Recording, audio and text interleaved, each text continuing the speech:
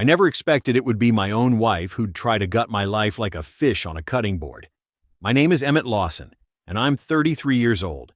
Each morning, I wake at 5 to run my remodeling business from the condo I purchased years before I met Kendra, my wife who'd been plotting against me. My hands still shook when I found her draft affidavit on our shared laptop, detailing her plan to take everything: the condo, business accounts, and spousal support she never earned. The calculated precision of her betrayal left marks deeper than any saw could cut. But I refused to be another man destroyed by blind trust. Instead, I built a different kind of structure, one made of evidence, legal preparation, and resolve. Justice doesn't always arrive in dramatic moments. Sometimes it's delivered in manila folders and bank statements. Before I go any further, let me know in the comments where in the world you are watching from, and make sure to subscribe because tomorrow I will share a story you don't want to miss. But let me start from the beginning. The first suspicious question came on a Thursday night after dinner. I was going through invoices at the kitchen table while Kendra scrolled through her phone on the couch. Without looking up, she asked, "How much do you usually keep in your business accounts?" I paused, pencil hovering over a supplier receipt. "Depends on the month." "Why?" "Just curious." Her voice had that overly casual tone that immediately set off warning bells.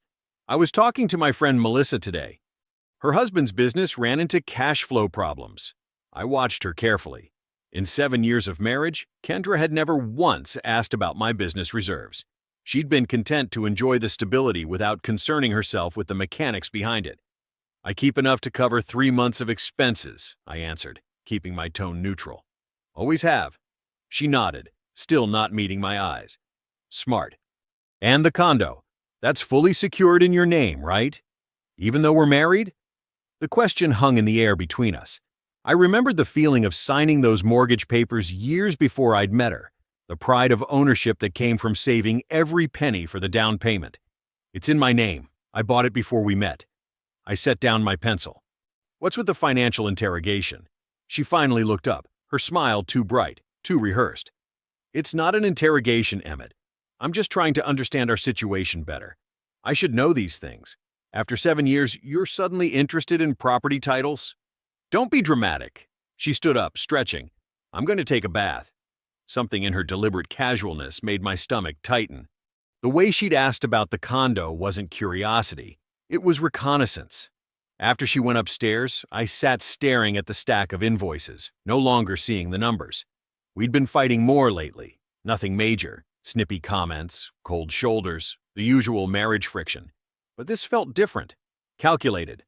I waited until I heard the water running upstairs before I opened our shared laptop. We'd never been the type to password protect things from each other. Trust had never been an issue, or so I'd thought. I navigated to her documents folder, not sure what I was looking for until I found it.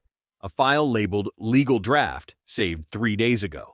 My finger hovered over the mouse pad for a second before I clicked. The document that opened made my blood run cold.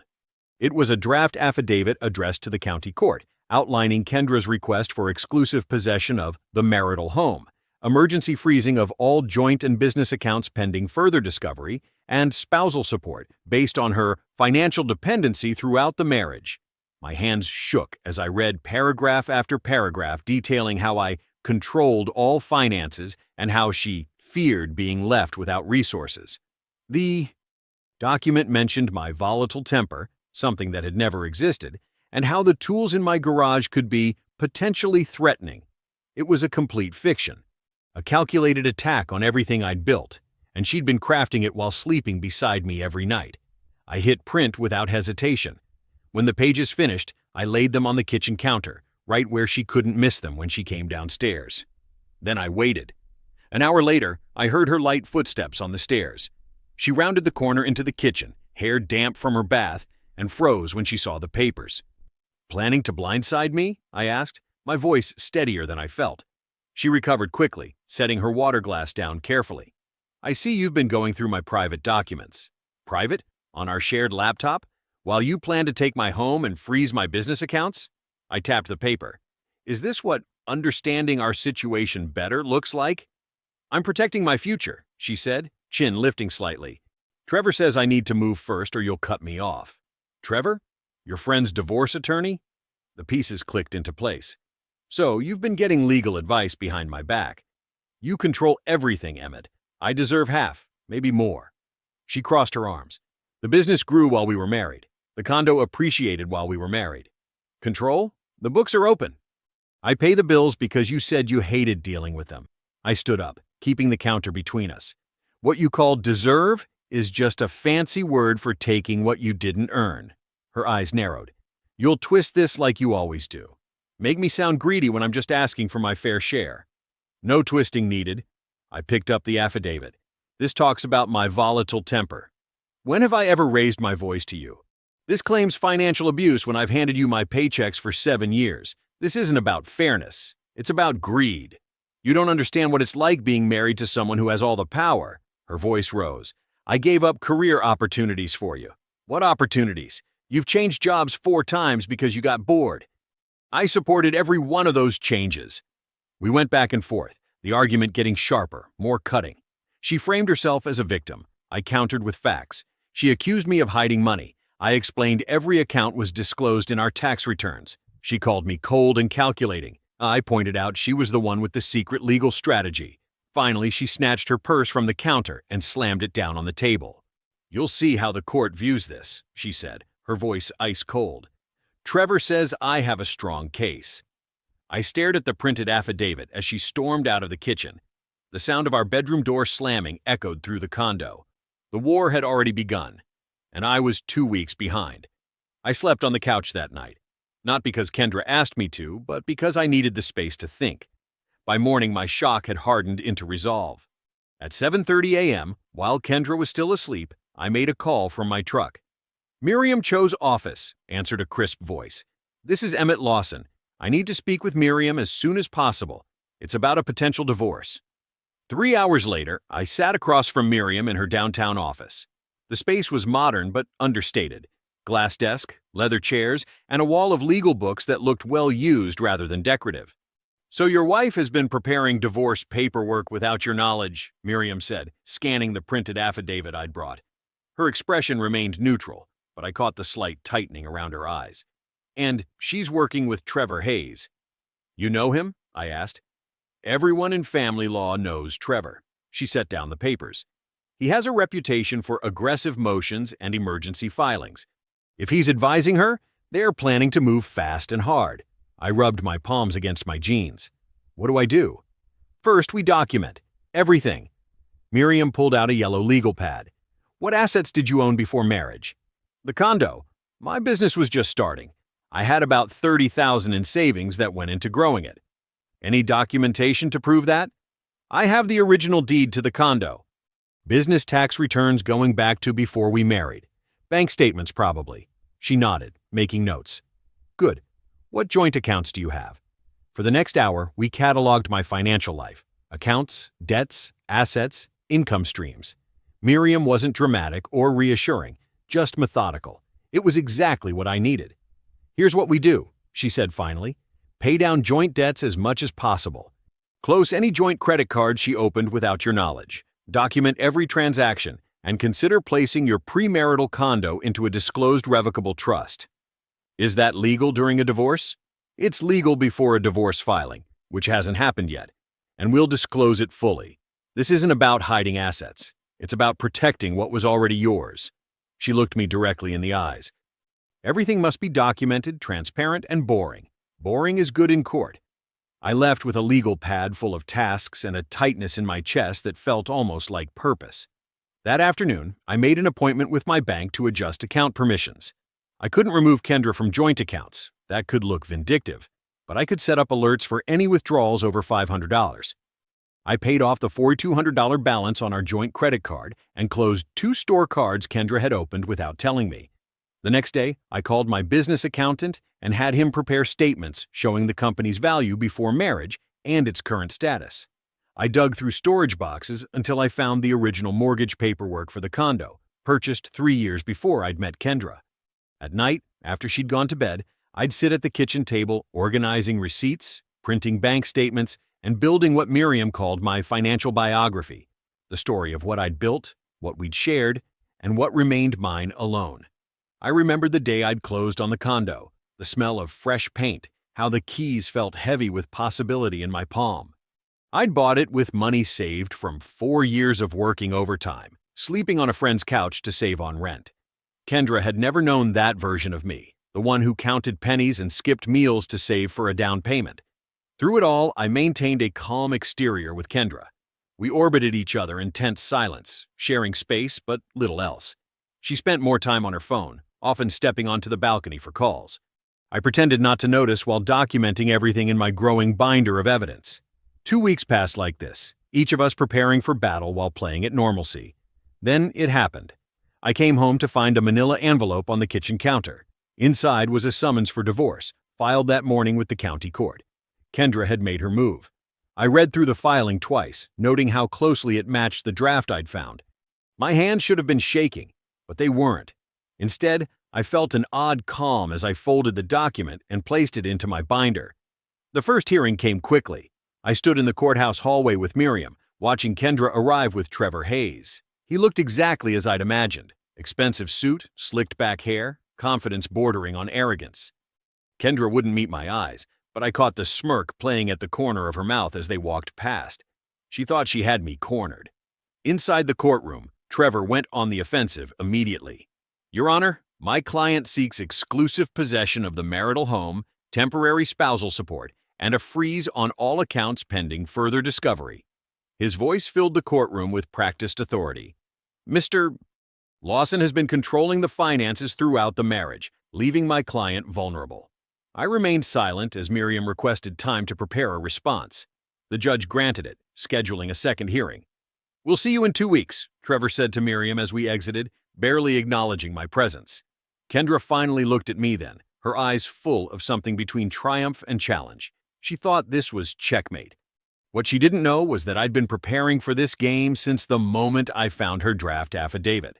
The battle had officially begun. The morning after the first hearing, I sat in Miriam's office, watching her flip through her legal pad. The wall behind her was lined with law books, not for show, judging by their worn spines. Rain tapped against the window, creating a rhythm that matched my pulse.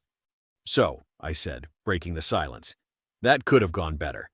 Miriam looked up, her expression calm but focused. "Actually, it went exactly as expected. First hearings are always theatrical. Trevor was doing what aggressive attorneys do, making big claims with minimal evidence." She set down her pen.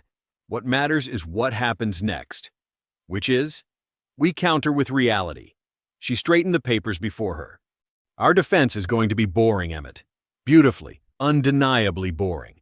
We're going to show clean financial management, consistent bill payments, and proper disclosure." I nodded, pulling my binder from my bag. I brought everything: bank statements from before marriage, business ledgers, property records. "Perfect." She took the binder, skimming through the organized tabs. "This is exactly what we need. These ledgers prove you've maintained the business independently, and they show your consistent income." I pointed to a section. "These are the mortgage statements. I put down 30% on the condo 4 years before I met Kendra." Miriam nodded approvingly. "And the trust paperwork?" "Right here." I flipped to the last section. "Created 2 weeks before she filed, but fully disclosed in our financial statements." This neutralizes Trevor's accusation about hiding assets. Miriam closed the binder with a satisfied nod. "The judge will see a clear pattern of responsible financial management, not the controlling behavior they're claiming." I leaned back in my chair, feeling a weight lift slightly. "So, what's their next move?" "Trevor will double down. He'll claim the trust was created in bad faith, that you've been emotionally manipulative." Her eyes met mine directly. "But claims require evidence, and from what I can see, they don't have any." "What about the condo?" "Premarital asset with documentation. If they push, we'll have it professionally appraised to determine any increase in value during the marriage. That portion might be divisible, but the core asset remains yours."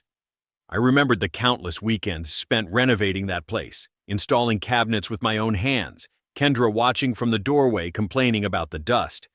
"The next hearing is where reality hits," Miriam continued. "You'll stay calm, let the evidence speak, and watch Trevor's theatrics fall flat." 3 days later, we were back in court. The same wood-paneled room, the same judge, but this time I felt prepared rather than ambushed. Trevor stood, straightening his tie. "Your Honor, We reiterate our request for exclusive use of the marital residence and a freeze on all accounts. Mrs. Lawson has been financially dependent throughout this marriage, with Mr. Lawson controlling all major decisions." The judge glanced toward Miriam. "Counsel?" Miriam rose, the epitome of calm competence. "Your Honor, we've submitted evidence demonstrating that the residence in question was purchased by Mr. Lawson 3 years before marriage. We've also provided complete financial records showing joint access to accounts, with Mr. Lawson handling the majority of household expenses." She handed a folder to the clerk. "Furthermore, we've included documentation of the revocable trust, which was created and properly disclosed before any divorce filing." The judge reviewed our materials, occasionally glancing up. I kept my expression neutral, though I noticed Kendra shifting uncomfortably in her seat. "Mr. Hayes," the judge finally said, "I see no evidence supporting the need for a freeze on accounts. The documents show consistent financial management by Mr. Lawson, with no indication of misuse. As for the residence, its premarital status is well documented." Trevor started to object, but the judge raised her hand. "The request for exclusive use of the residence and account freeze is denied. Both parties may continue to access joint assets. We'll schedule a full hearing on property division for next month." The air seemed to leave Kendra all at once. Her confident posture collapsed slightly as she whispered urgently to Trevor. That evening, I returned home to find Kendra unusually quiet. She sat on the couch, scrolling through her phone, barely acknowledging my presence. "Productive day?" I asked, setting my keys on the counter. She looked up briefly. "Just researching." Then back to her screen. I prepared a simple dinner, the silence between us heavy with unspoken thoughts. She was planning something. I could sense it in the way her thumbs moved quickly across her phone, in the slight furrow of her brow. 3 nights later, I woke to the sound of drawers opening. The digital clock read 2:17 a.m. I found Kendra in our home office, pulling files from the cabinet. "What are you doing?" I asked, my voice rough with sleep. She barely glanced up. "Just getting some papers I need." At 2 in the morning, she stuffed several folders into a tote bag. "Don't worry about it, Emmett. Those look like my business contracts." "There are papers," she said, zipping the bag closed. "Everything's marital property now, remember?" I stayed in the doorway, watching.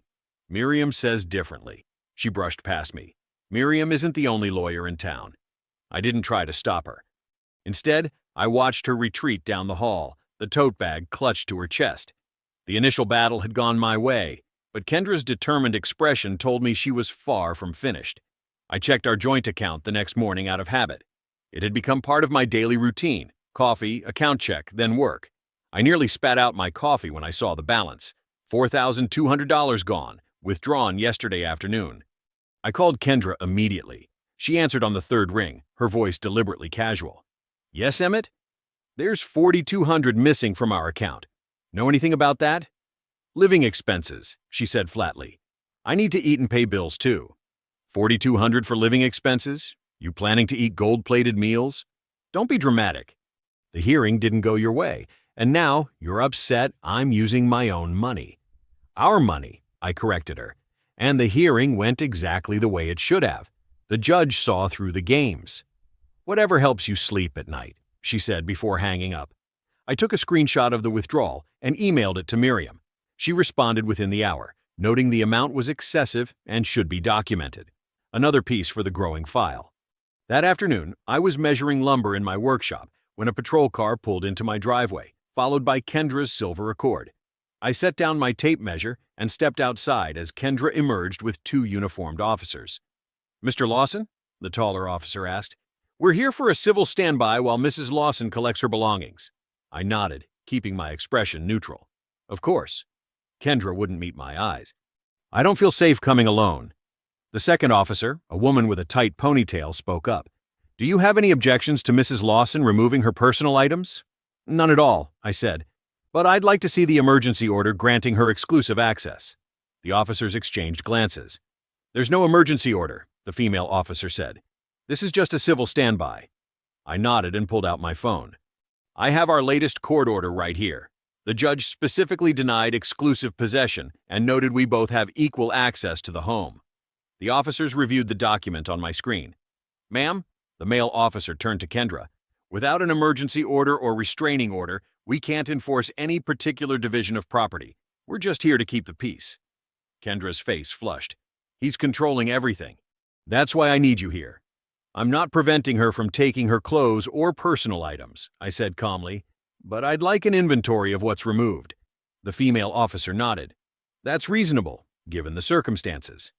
Kendra stared at me, then at the officers. Forget it. I'll come back with my lawyer.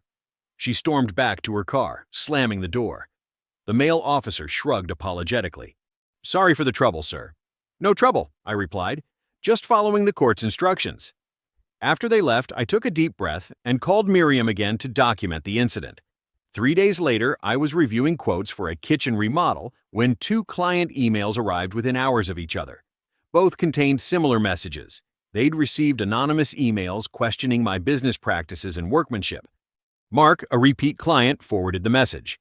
Be careful with Lawson Remodeling. The owner is unreliable and has ongoing legal troubles. Check reviews carefully before hiring. The second client, Jennifer, received something nearly identical. Both emails came from concernedconsumermailbox.com. I traced the throwaway account as best I could and found it had been created just days ago.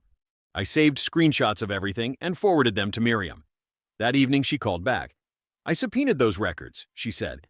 The IP address matches a cafe on 4th Street. Interestingly, your joint account shows Kendra's debit card was used at that exact cafe on the day those emails were sent. What a coincidence, I said, the anger rising in my throat. Document everything, Emmett. This is building a pattern of behavior the judge needs to see.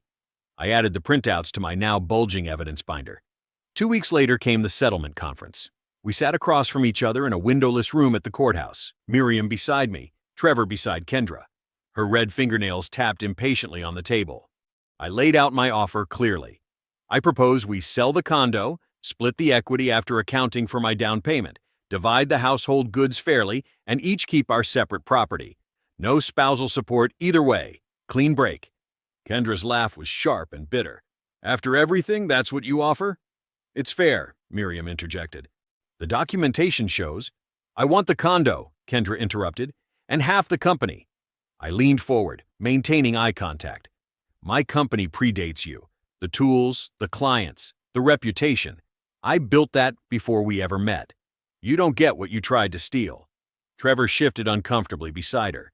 Perhaps we should take a break and discuss. There's nothing to discuss, Kendra snapped, standing abruptly. He knows what I want. I remained seated as she stormed out, Trevor hurrying after her with his briefcase. Miriam gathered her papers calmly. Well, that went exactly as expected. Now what? I asked. Now we prepare for trial. I woke up the morning after the settlement conference with my jaw aching. Must have been grinding my teeth all night. The sunlight filtered through the blinds, casting stripes across the empty side of the bed where Kendra used to sleep. I rolled over and checked my phone. 6:15 a.m. Another day in this strange limbo between married and divorced. But something felt different this morning. The weight in my chest had shifted from dread to determination. Kendra's demands yesterday, wanting the condo and half my business, were so obviously greedy that they'd backfire in front of any reasonable judge.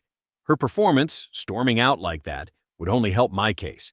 I showered, dressed, and made coffee, moving through the quiet condo with purpose. After yesterday's theatrics, I needed space to clear my head. My workshop had always been my sanctuary. By 8, I was unlocking the doors to my shop a few miles from the condo. The familiar smell of sawdust and varnish welcomed me like an old friend.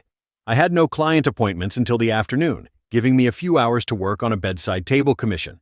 I ran my hands over the cherry wood I'd been saving for this project, feeling the grain beneath my fingertips. There was something deeply satisfying about creating something solid and real, while the rest of my life felt like shifting sand. The rhythm of measurement, cutting, and sanding absorbed my complete attention. Each precise movement required focus that pushed thoughts of court dates and legal documents to the background. One thing at a time, my dad used to say when teaching me carpentry. Measure twice, cut once.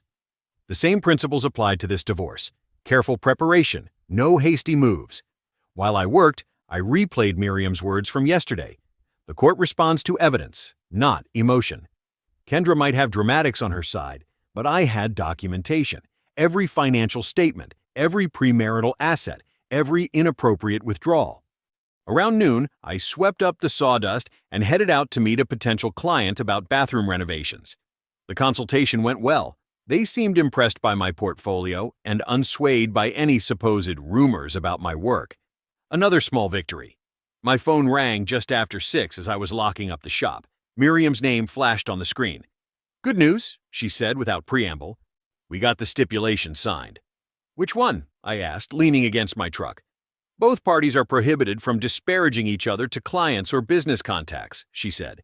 "And there are limits on withdrawals from joint accounts. No more than $500 without agreement or court order." I exhaled slowly, feeling a knot in my shoulders loosen slightly.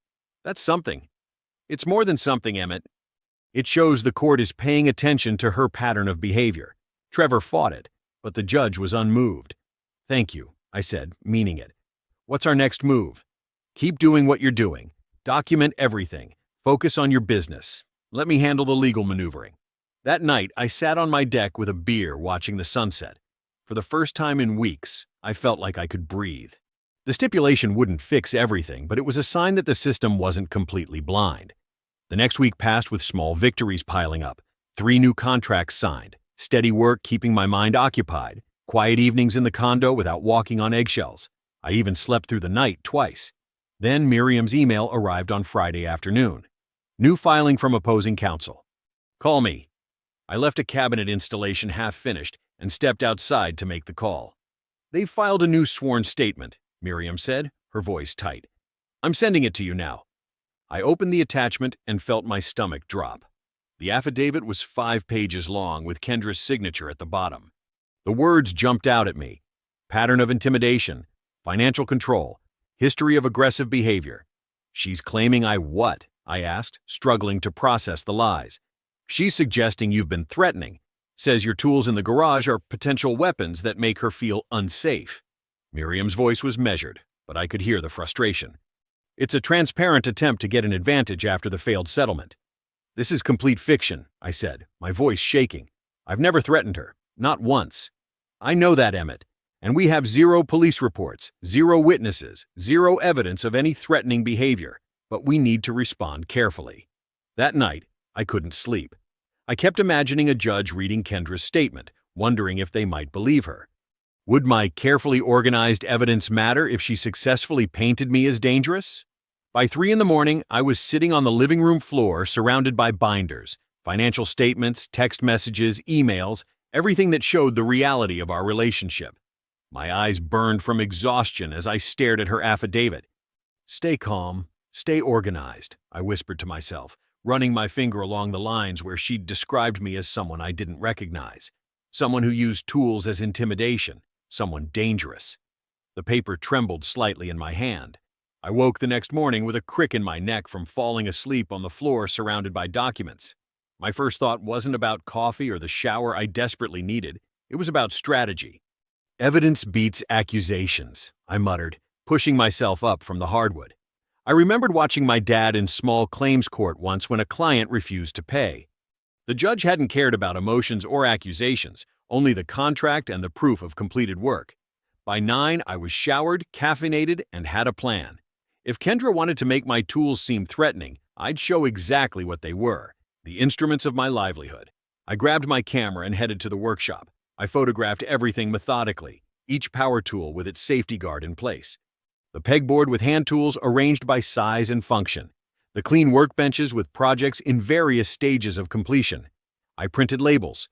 Table saw, purchased 2015 for cabinet business. Router, used for decorative edging. Drill press, essential for precision joinery. My phone buzzed with a text from Miriam. "Preparing subpoenas. Need documentation of joint accounts." I sent her everything. Statements, withdrawal records, deposits. Then I organized my client contracts chronologically, highlighting completion dates and payments to demonstrate my steady employment and reliable income.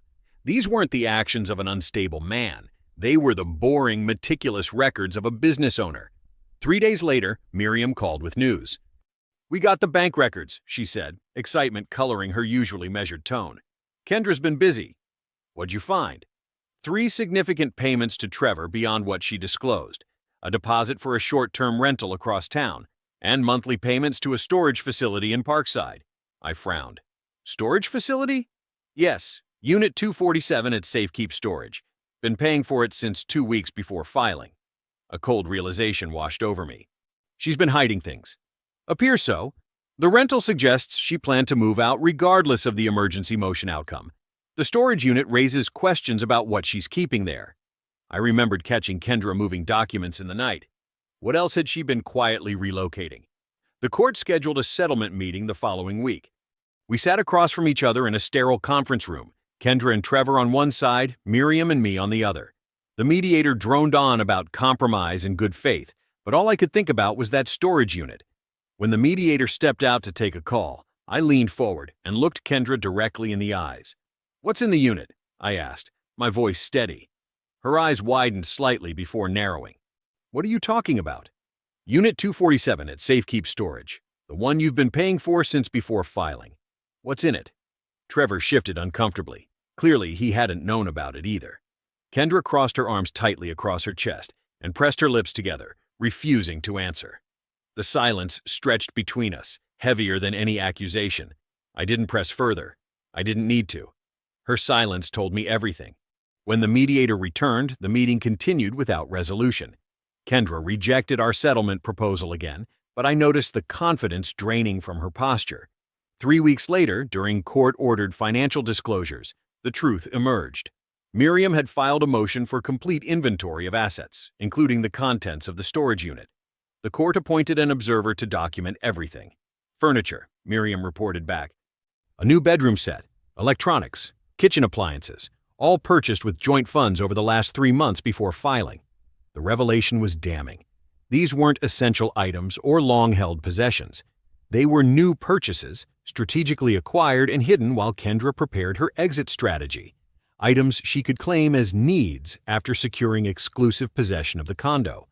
The judge reviewed the inventory list during our next hearing, her expression growing increasingly stern. "These purchases appear excessive and suspicious given the timing," she noted. "Particularly troubling is the failure to disclose them in initial financial statements." I watched Kendra's face as the judge spoke. The confidence that had carried her into our first hearing was crumbling. Trevor whispered urgently in her ear, but she just stared straight ahead. After the hearing, we stood in the courthouse hallway waiting for the elevator. Kendra glared at me from across the polished marble floor, her eyes flashing with a mixture of anger and something I hadn't seen before, uncertainty. I met her stare without flinching. No words, no gestures, just a steady gaze that silently dared her to continue the game she had started. The elevator doors opened, and she broke eye contact first, stepping inside with Trevor close behind. The courtroom felt smaller than I remembered. Maybe it was the tension that had been building for months, or maybe it was just the weight of everything coming to a head. I straightened my tie, the same blue one I'd worn to our wedding. Not out of sentimentality, but because it was the only one I owned that wasn't frayed at the edges. "All rise," the bailiff called out. Judge Harmon entered, her silver-rimmed glasses perched low on her nose. She had a reputation for being thorough, for cutting through the drama to find the facts. Today, I was counting on that. "You may be seated," she said, settling into her chair. "We're here for final arguments in Lawson versus Lawson." I glanced over at Kendra. She'd dressed carefully, navy blazer, minimal jewelry, hair pulled back. The perfect picture of a wronged wife. Trevor leaned toward her, whispering something that made her nod. "Ms. Cho, you may proceed," the judge said. Miriam rose, straightening papers that were already perfectly aligned. That was her way. Methodical. Precise. "Your Honor, this case is about transparency versus concealment," she began. "Mr. Lawson has maintained complete financial transparency throughout this marriage and divorce proceeding. He disclosed all assets before filing, including the transfer of his premarital condo to a revocable trust, a transfer that was fully documented and reported." She walked the judge through our timeline, step by step. The payment of joint debts, the maintenance of separate accounts that predated the marriage, the consistent operation of my business through the divorce. "By contrast," Miriam continued, her voice level but firm, "Mrs. Lawson has engaged in a pattern of financial diversion and deliberate misrepresentation." Miriam presented exhibit after exhibit, the bank statements showing Kendra's excessive withdrawals, the emails disparaging my work traced to her IP address, the storage unit filled with new purchases, and the false claims of intimidation. "The tools Mr. Lawson keeps in his garage aren't weapons, Your Honor. They are the instruments of his livelihood, properly stored in appropriate cabinets as these photographs demonstrate. I remembered taking those photos, my hands shaking with anger at having to prove I wasn't dangerous. Trevor sprang to his feet the moment Miriam finished. His approach was different, loud, theatrical, filled with sweeping gestures. "Your Honor, Ms." Cho is painting a distorted picture of a devoted wife who simply sought protection from financial control. Mrs. Lawson contributed significantly to the household. "Through what specific contributions, Mr. Hayes?" Judge Harmon interrupted, peering over her glasses. "I've reviewed the financial disclosures. I'm not seeing substantial monetary contributions." Trevor faltered, just slightly. "Well, Your Honor, there are non-monetary contributions, such as household management, support of Mr. Lawson's business through networking. Do you have documentation of these business connections? Contracts that resulted from her networking? Specific household management responsibilities that prevented other employment?" The courtroom fell silent. I could almost hear the sound of Trevor's argument deflating. "We can provide affidavits," he started. "Mr. Hayes, I prefer contemporaneous documentation, not after-the-fact statements," Judge Harmon cut in.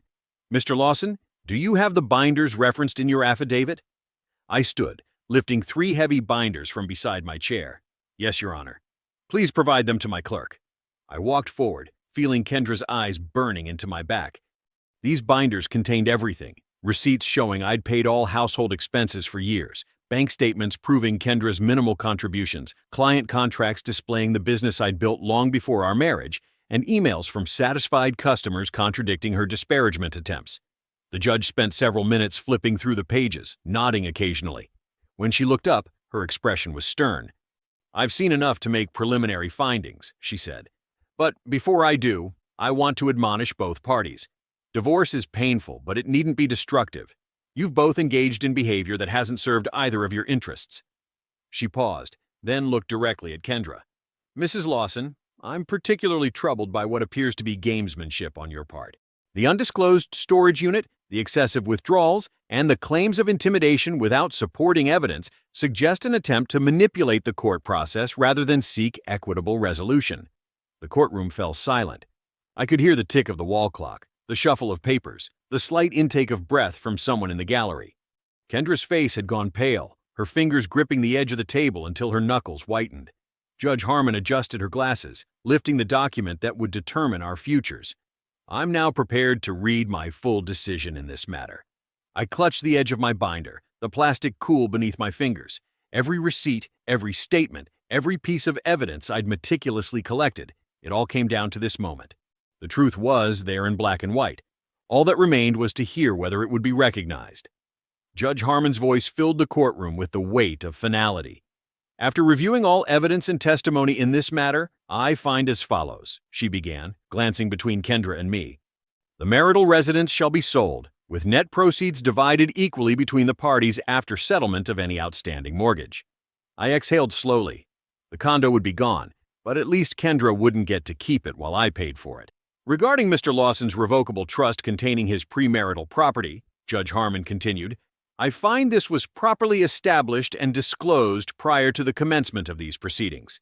The trust and its contents shall remain Mr. Lawson's separate property." Miriam's hand briefly touched my arm, a silent acknowledgement of our first victory. Across the table, Trevor leaned in to whisper something to Kendra, whose shoulders had visibly tightened. "As to spousal support," the judge continued, adjusting her glasses, "given the short duration of the marriage, Mrs. Lawson's education and employment capability, and the financial conduct evidenced during these proceedings, I find that no spousal support is warranted in this case." I heard Kendra's sharp intake of breath. That had been her endgame, monthly checks from me for years to come. "Finally," Judge Harmon said, looking directly at Kendra, "given the unnecessary litigation caused by Mrs. Lawson's conduct, particularly the unsubstantiated allegations of intimidation and the undisclosed diversion of marital assets, I am ordering Mrs. Lawson to reimburse Mr. Lawson for 25% of his reasonable attorney fees, the amount to be determined upon submission of billing records." The judge struck her gavel once. "This concludes today's proceedings. My written order will follow." Just like that, it was over. Months of anxiety, sleepless nights, and binder filling culminated in a 5-minute ruling. I sat motionless while people shuffled around us, the courtroom slowly emptying. "Congratulations," Miriam said quietly. "This is as good an outcome as we could have hoped for." I nodded, still processing. "Thank you. For everything." Trevor was already packing his briefcase, avoiding eye contact. Kendra remained seated, staring at the empty judge's bench as if waiting for a different verdict to materialize. "I'll send you the final invoice next week," Miriam said, standing. "Take some time to breathe. The paperwork for the condo sale can wait until Monday." I gathered my files and headed for the door, moving past the security checkpoint and into the marble-floored hallway. The afternoon sunlight streamed through tall windows, casting long shadows across the corridor. I was almost to the elevator when I heard footsteps hurrying behind me. "Emmett, wait!" I turned to find Kendra approaching, her composure cracking at the edges. Her hands trembled slightly as she clutched her purse. "Can we talk?" she asked, her voice softer than it had been in months. "Privately?" I stepped away from the elevator, allowing other people to board. "What is there to say?" Kendra glanced around the hallway, then moved closer. The familiar scent of her perfume brought back a flood of memories. Sunday mornings with coffee, road trips with the windows down, promises we'd made before everything changed. "We don't have to do this, Emmett," she said, her voice nearly a whisper. "We can work it out. The lawyers, the court, they've made everything so cold. We could still fix this between us." I studied her face, recognizing the calculation behind her eyes. This wasn't reconciliation. This was damage control. The system had failed her, so now she was trying a different approach. I lowered my voice, making sure my words reached only her. "You don't get to light a match and ask me to stay in the fire." Her face fell, the practiced vulnerability replaced by genuine shock. For months, she'd seen me as malleable, someone whose stability she could exploit. Maybe for the first time, she was seeing me clearly. "I never meant to—" "You did," I interrupted. "Every step was deliberate. The affidavit, the storage unit, the lies about intimidation. You meant all of it." The elevator doors opened again. I stepped inside without looking back. That evening, I carried the last box up the narrow stairs to my new loft apartment. The space was small, just one room with high ceilings, exposed brick, and tall windows overlooking the street where my workshop stood. It wasn't much, but it was mine alone. I unpacked enough dishes for one person, made the bed with fresh sheets, and arranged my tools on a workbench by the window.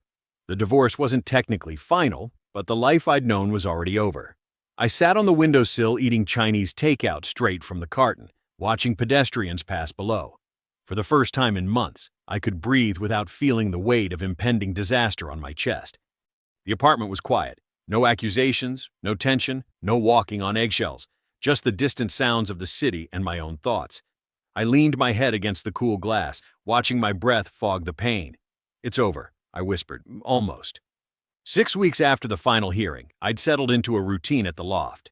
Morning coffee by the window, then down to the workshop by 7. The divorce was finalized, the condo sold, and the proceeds split as ordered. Not the ending I'd planned for my marriage, but a clean one. I ran my hand along the edge of a walnut dining table I was finishing for a client in Oak Ridge. The wood felt smooth under my fingers, each grain telling its own story. My shop smelled like sawdust and varnish, honest smells that had always centered me. "Looks beautiful," said Marcus, my assistant. I'd hired him part-time after landing 2 commercial remodels. "The Harrises are going to love it." "That's the plan." I stood back to admire our work. "Let's get this delivered tomorrow morning." Business remained steady despite Kendra's attempts to damage my reputation. If anything, the contracts had increased. I'd even hired a bookkeeper to manage the paperwork that used to pile up on my desk. The trust holding my assets remained intact, protecting what I'd built before Kendra entered my life. That afternoon, I checked my mail to find a letter from Miriam's office. Inside was her final invoice, along with a handwritten note. "Closed file. Well done." I wrote a check immediately, adding a thank you card. Some debts go beyond money, and her guidance had saved me from financial ruin. Remember those old westerns where the good guy rides off into the sunset? Real life isn't so clean. You don't just walk away and never look back. The aftermath lingers, showing up in unexpected places, like when I ran into Jim and Sarah, friends who'd known both Kendra and me. We met at the hardware store, that awkward moment of shopping carts colliding. "Good to see you, man," Jim said, clapping my shoulder. "How's the new place?" "Getting there. Building some custom shelves this weekend." Sarah hesitated, then added, "We saw Kendra last week. She's moved again. Second time since, I nodded, unsurprised. How's she doing? Not great, Jim admitted. Trevor dropped her as a client after the fee ruling. She's using some new attorney to appeal, but he shrugged, leaving the sentence unfinished. I didn't feel the satisfaction I'd expected. Just a hollow acknowledgement that actions have consequences, hers included. 3 days later, I was dropping off permit applications at the county courthouse when I saw her. Kendra was walking down the steps, clutching a manila folder.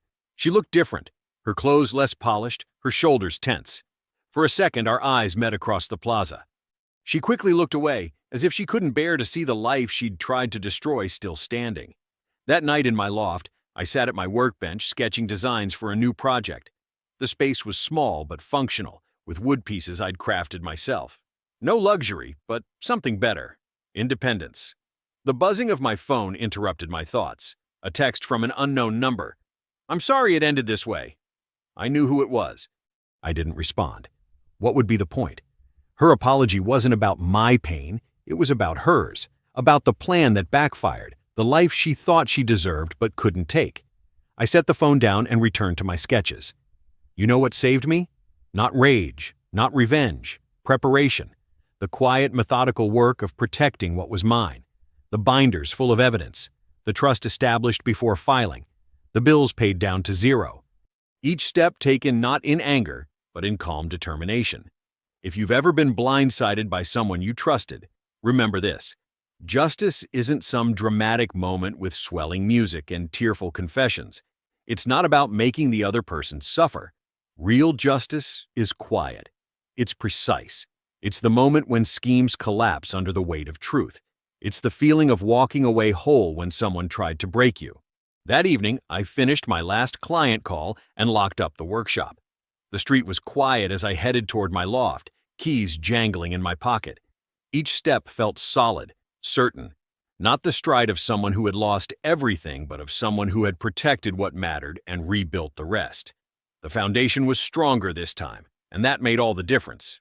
I believe stories such as this find us for a reason. If this one touches you, please subscribe. I share a new one every day. In the meantime, there are 2 stories on the screen that are even better.